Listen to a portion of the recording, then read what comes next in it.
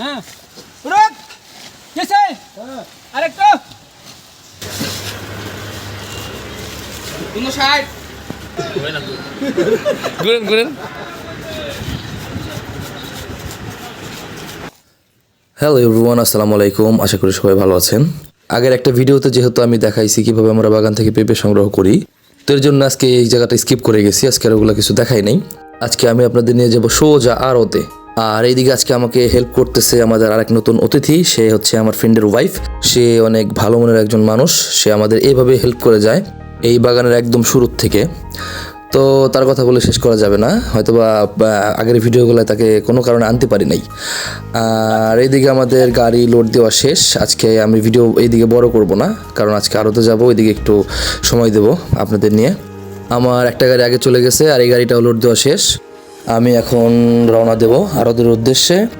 আর ওদিকে দিয়ে আমি চেষ্টা করবো আপনাদের দেখানোর জন্য যে আজকে আমরা কত টাকা বিক্রি করলাম, বা আরও কি কি সবজি সেখানে বিক্রি করা হয়। তো আমরা এখন আছি হচ্ছে মেইন রোডে।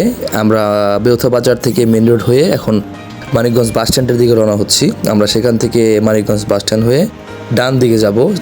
আড়তের নাম হচ্ছে জাগির আড়ত। আরেকটা আড়ত আছে আমাদের এদিকে, মানোর আড়ত বলে, আমরা সেটাতে যাব না, আমরা আজকে জাগির আড়তে যাব।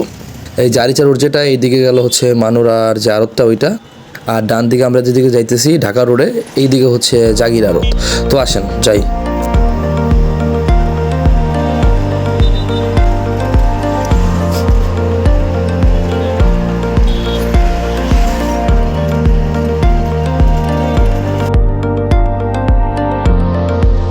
এখন আমাদের সোজা গেলে হচ্ছে জাগির ব্রিজ। ব্রিজের আগে বাম সাইড দিয়ে আমরা এখন নেমে যাচ্ছি। এই যে মানুষজন কেনাকাটা করে বের হয়ে যেতেছে, খুচরা দোকানদাররা। আর এত পরিমাণ রাস্তা ভাঙ্গা, এর জন্যে বরাবরই আমার এই প্রবলেমগুলো হয়, ভিডিও অনেক ঝাঁকুনি খায়। তো আমার কিছুই করার নাই, এখানে স্ট্যান্ড ইউজ করলেও সেম কাহিনী হইতো। তো আমরা আরদের ভিতরে ঢুকতেছি।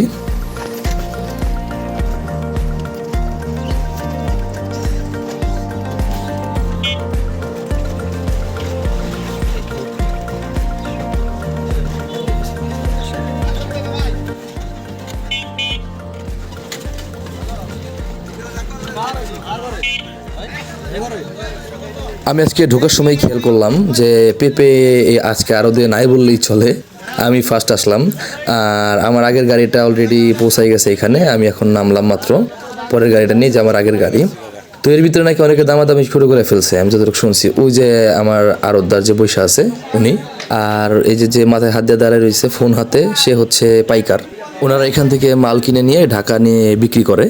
তো তারা নাকি অলরেডি দামাদামি করে ফেলছে এই গাড়ির, আমি জানি না, মানে টোটাল পেপেরই।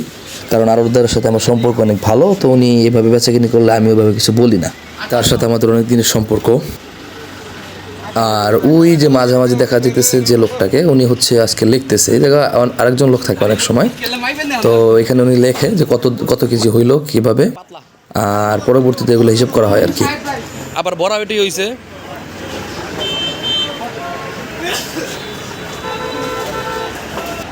ভাই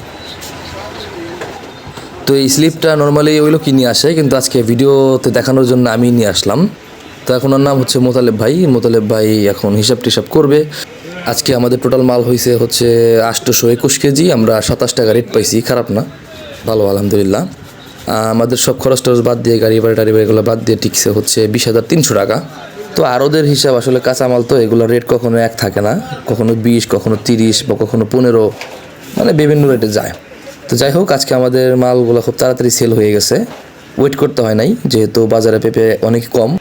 আমার পেছন সাইড দিয়ে একটু খেয়াল করেন, ওই যে ওখান দিয়ে কয়েকজন লোক যাইতেছে পেঁপে নিয়ে। এগুলো কিন্তু আমাদের পেঁপেগুলাই, তারা ওইখান থেকে পলিথিনে করে করে নিয়ে যেতেছে।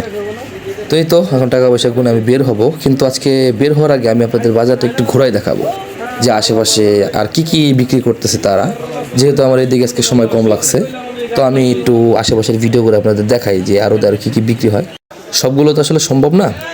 তো এখানে শশা বিক্রি করতেছে, শশা বিক্রি করা শেষে সেগুলো প্যাকেট করতেছে। তো আমি শশা নর্মালি দেখলে আমার মাথা ঠিক থাকে না, শশা টমেটো এগুলো দেখলে আমি কাঁচাই খেয়ে ফেলি এখান থেকে নিয়ে নিয়ে হাত দিয়া। আর যেহেতু আমাদের পরিচিত আড়ত, হাত দিয়ে দু একটা খাইলে এই ধরনের প্রবলেম হয় না। তো আসেন, শশা খাইতে খাইতে আমি আরও কিছু জিনিস দেখাই আপনাদের। এগুলো হচ্ছে আলু, কিন্তু এগুলো খাওয়ার জন্য না, এগুলো হচ্ছে রোপণের জন্য। মাঝখান থেকে কেটে কেটে মাটিতে লাগাবে। আর এইগুলো হচ্ছে মরিচ, অলরেডি বস্তাবন্দি করে ফেলছে কারণ এগুলো বিক্রি হয়ে গেছে, বিক্রি মাল সব বস্তায় ভরে রাখে। আর এগুলো হচ্ছে পেঁয়াজ, আমি জানি না এগুলো আমাদের মানিকগঞ্জের কিনা, হয়তো বা হতে পারে। আর এগুলো হচ্ছে আদার সাইজ কিন্তু অনেক বড়, এগুলা দেখে বোঝা যাইতেছে না। আর এদিকে দেখেন কত সুন্দর সুন্দর লাউ, এগুলাও বিক্রি হয়ে গেছে, এগুলো নিয়ে যাবে ঢাকায়, পলিথিনে ভরে ফেলছে। তারপরে হচ্ছে এদিকে আমাদের যে আগাম ফুলকপি বলে, আগাম ফুলকপি সাইজ অনেক বড় হয়েছে, এগুলো অনেক যত্ন নিয়েছে হয়তো বা। এগুলোও এভাবে বস্তা ভরতেছে, প্যাকেট করতেছে হচ্ছে ঢাকা নিয়ে যাওয়ার জন্যে। আর এইদিকে হচ্ছে আমাদের সুন্দর সুন্দর মূলা, সাদা ফ্রেশ, একদম হাতির দাঁতের মতো।